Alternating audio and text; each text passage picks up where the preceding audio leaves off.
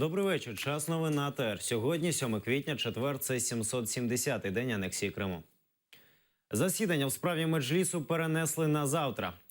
З'явилася інформація, що будівлю Верховного суду окупованого Криму замінували. За словами глави ЦВК, Курултаю кримськотатарського народу Заїра Смедляєва, засідання супроводжувалося небаченими раніше заходами безпеки. До будівлі суду приїхали озброєні люди в касках з автоматами. Пізніше під'їхали пожежні машини та швидка. Але засідання провели. Адвокат Джеміль Темішев хотів залучити до процесу колишнього члена Меджлісу голову Держкомнацу Кримської окупаційної адміністрації Заура Смірнова. Однак їм відмовили. Держкомнац представляв адвокат. Ініціатор позову, прокурор російської адміністрації Наталя Поклонська, до суду не прийшла. Позов про заборону Меджлісу почали розглядати 3 березня. Звинувачення стверджує, що представницький орган кримських татар незаконний на території Росії та здійснює екстремістську діяльність. Госпожа Поклонская на судебном заседании не присутствовала. И даже те двое прокуроров, которые традиционно с ней участвовали в заседаниях суда по запрету Меджлиса, также не присутствовали, а были совершенно иные представители административного истца. Также, согласно решению суда, в заседании принял участие еще одна заинтересованная сторона. Это представитель Государственного комитета по межнациональным отношениям. К нашему удивлению, никто из сотрудников Госкомнатса, тем более его руководителей, не счел по каким-то причинам нужным лично принимать участие в этом судебном заседании. А наняли частного адвоката, хотя в штате Госкомнатса имеется штатный юрист, наняли частного адвоката, который вот якобы представлял позицию Госкомнатса. Госкомнатс подготовил очень интересное такое вот пояснение, как называется документ. Как и обещал глава Госкомнатса на встрече с Сергеем Аксеновым, они в полной мере, даже чрезмерно поддержали административный иск, сказали, что Меджлис — это самая экстремистская из экстремистских организаций в Крыму, что ее нужно запретить. Но между тем он начал вообще свою речь с того, что мы, оказывается, неправильно считаем, что крымские татары являются коренным народом, что для этого нет никаких оснований, и международные акты это не подтверждают. Мы, естественно, возразили. Самое интересное, что он не уточнил, что это его личная позиция, и мы считаем, что, значит, таким образом он представлял позицию Госкомнатса. Значит, Госкомнатс не считает, что крымские татары могут идентифицироваться как коренной народ. Ну, мы, я думаю, основательно опровергли вот подобный подход, но это не помешает как бы суду принять решение. Основные претензии, опять-таки, были вокруг того, что Рифат Чубаров, как председатель Меджлиса, на усмотрение правоохранительных органов совершает некие экстремистские действия, значит, и весь Меджлис совершает экстремистские действия, и, соответственно, нужно его запретить. Следующее судебное заседание состоится завтра в 9. Міністерство закордонних справ України закликало допустити консулів до Надії Савченко.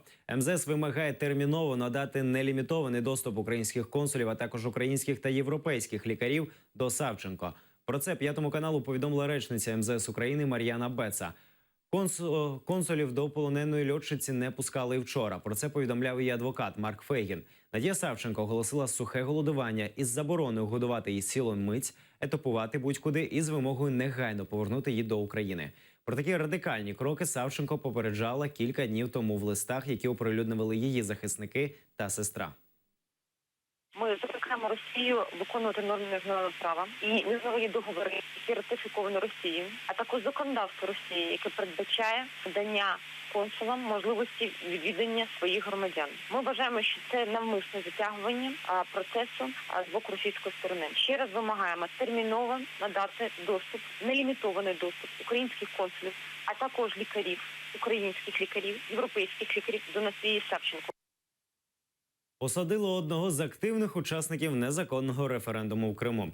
Вступив в силу законну силу вирок Святошинського райсуду Києва, яким сепаратист Олег Паньков позбавлений волі на рік за участь у нелегітимному референдумі в Автономній Республіці Крим в березні 2014 року.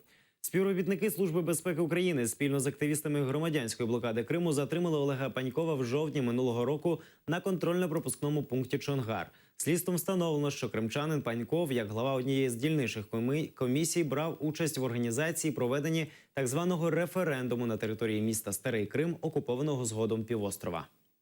Комиссию, конечно, чули. Де саме, розкажіть? В Старом Крыму. Председатель комиссии в марте 2014 года. Право соблюдения законности, оно присутствует при любых властях. Він мені представився щойно як одним з співорганізаторів і головою комісії в одному з невеликих міст Криму, більш детально скажу пізніше, по проведенню референдуму щодо приєднання його до Російської Федерації, незаконного референдуму. От людина то визнає і сама не приховує цього. У Криму на тиждень введуть графіки подачі електроенергії. З 11 по 17 квітня обмежать подачу електроенергії до 285 МВт, начебто через роботу по будівництву третьої нитки енергомосту. Без струму можуть залишитися деякі мешканці Криму. Влада окупованого півострова пообіцяла не відключати стратегічно важливі об'єкти. Переважно відключатимуть котельні. Будівлі кримських татар у Судаку зносити не будуть. Власники двох будинків в масиві Алчак домовилися з керівництвом компанії «Піко Крим», що претендує на земельну ділянку, на якій розташовані будівлі. Мешканці будинків компенсують суму в 9,5 мільйонів рублів і будуть включені до складу засновників організації. Дану інформацію підтвердила кримський політолог Лінора Дюльберова. 23 березня окупаційною владою Криму було заплановано знесення 6 будівель і кафе, що належать кримським татарам в масиві Алчак у Судаку. Тоді адміністрацію міста спільно з представниками правоохоронних органів та активістів було прийнято відкласти знесення на 10 днів, нібито для пошуку компромісного рішення ситуації, що склалася. Однак мешканцям вручили документи, які зобов'язують їх виплатити 76 мільйонів рублів компенсації. Мешканці старого будинку в Севастополі багато років живуть зі зламаним дахом і не можуть добитися капітального ремонту історичної будівлі. Кажуть, минулого року на ремонт покрівлі було виділено 3 мільйони рублів. Але за деякий час їм заявили, що ремонт робити неможливо. Будівлю визнали культурною спадщиною. Тепер, аби зробити ремонт, потрібно пройти бюрократичні процедури. Тим часом через опади покрівля та історичний вигляд будівлі можуть зруйнуватися зовсім, переживають мешканці. Тим часом обурюються, що комерційні структури не шкодують коштів на облаштування своїх об'єктів в цьому будинку.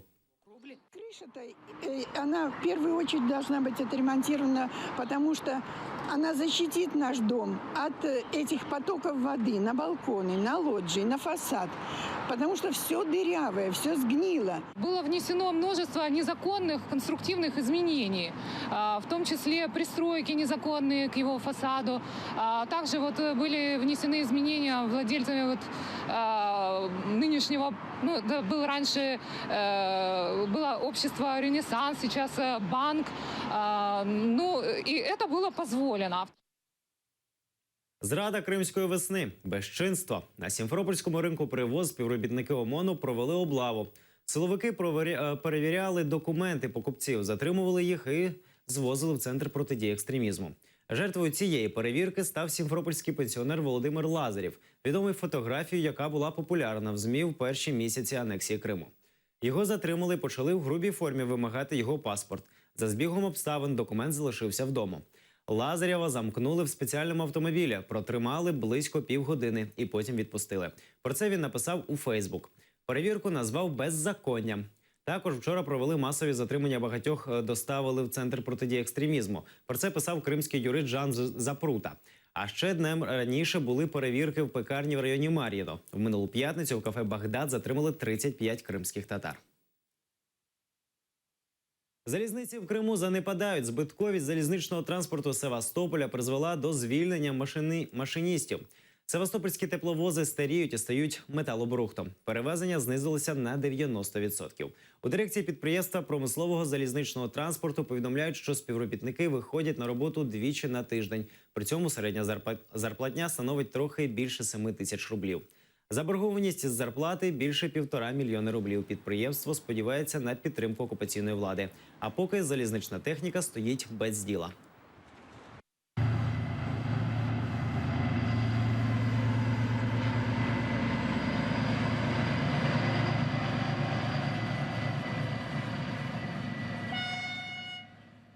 У Криму почали виписувати перші протоколи за українські номери.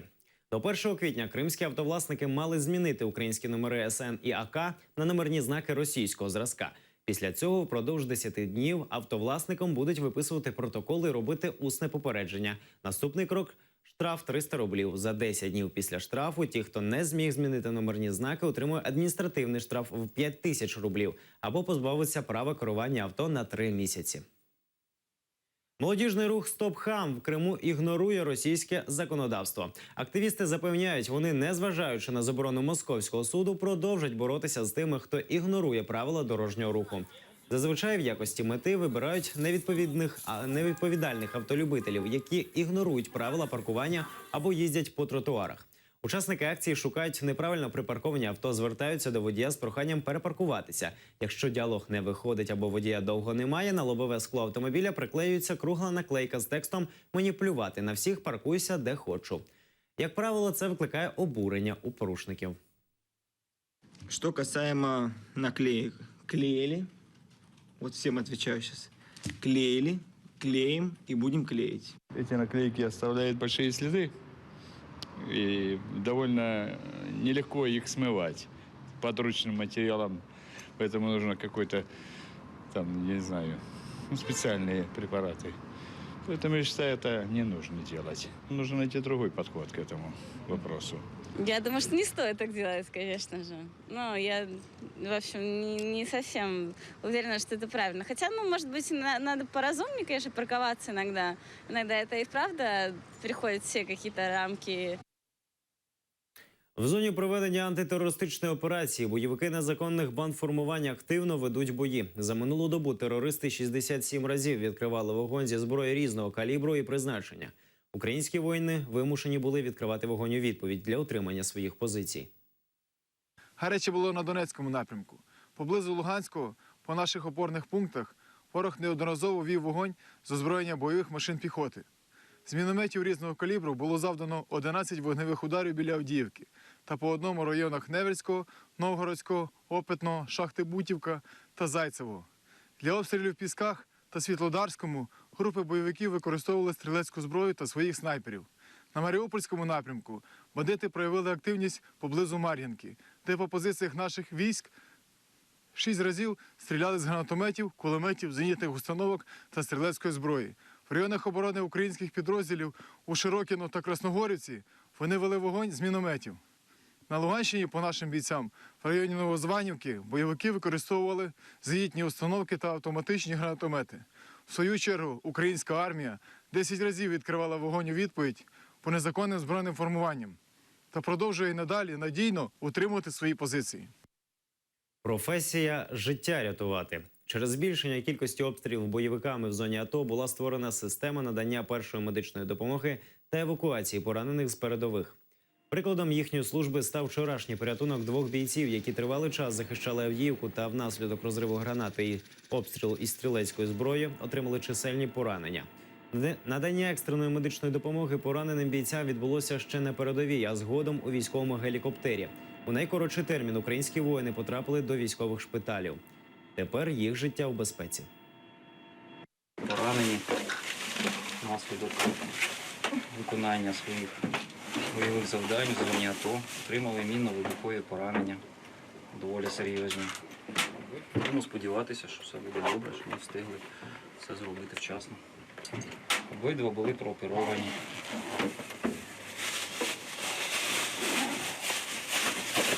По етапах медичної евакуації подальше лікування вимагалося в спеціалізованому військово-медичному центрі. Оскільки стан важкий, в принципі, загрожує життю, було прийнято рішення евакувати повітряним транспортом у супроводі медичної бригади. Протягом польоту терапія проводилась інтенсивно для того, щоб стабілізувати додатково певні функції. Все сприятливо закінчилось, дякуємо екіпажу. Дуже все було гарно, спокійно. Голландці сказали «ні» асоціації з Україною. Вчора в Нідерландах пройшов референдум про ратифікацію угоди про асоціацію між Україною та ЄС. За попередніми результатами 61% проголосували проти асоціації, 38% – за. На референдум прийшли 32% виборців. За правилами необхідна хоча б 30% явка. Остаточні результати будуть оголошені 12 квітня. Президент України Петро Порошенко заявив, що результати голландського референдуму є рекомендаційними, і на євроінтеграцію України це не впливатиме. Я дякую кожному, хто проголосував «за», а це сотні тисяч прихильників України в Голландії. Я дякую всім, хто брав участь в популяризації України в Голландії, а це є і політики, і волонтери, і зірки спорту, культури. Водночас хочу наголосити, що цей референдум, згідно з Конституцією і законодавством Нідерландів, має виключно консультативний характер. Отже, тепер слово за урядом, за парламентом, за політикумом Голландії. Впевнений, що стратегічно ця подія не є перешкодою на шляху України до Європи.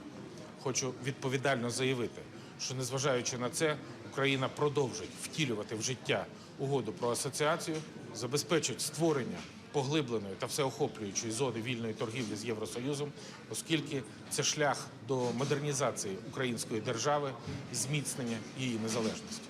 Наголошую, ми не звернемо з шляху євроінтеграції. Україну, як і свободу, не спинити. Генпрокуратура України не має права розслідувати офшори Петра Порошенка. Виконуючий обов'язки генпрокурора Юрій Северук заявив, що в компетенцію прокуратури не входить розслідування можливих фактів злочинів президента. Говорив він і про роль Генпрокуратури в боротьбі з офшорами. По Конституції є особливий порядок перевірки дій президента, який до прокуратури не відноситься. Тому давайте все-таки дотримуватись закону. У нас високопосадова корупція зараз відноситься до компетенції іншого органу. Ми знаємо, якого це Національне антикорупційне бюро, яке повинно перевіряти будь-які дії по тим статтям, які відносяться до її компетенції. Якщо у нас при перевірці інформації по офшорах будуть виявлені інші склади злочину, то ми теж будемо дивитися, які категорії них це відносяться до компетенції поліції або СБУ, можливо, і прокуратури. Понад 100 тисяч гривень на підтримку телеканалу АТР зібрали на онлайн-аукціоні.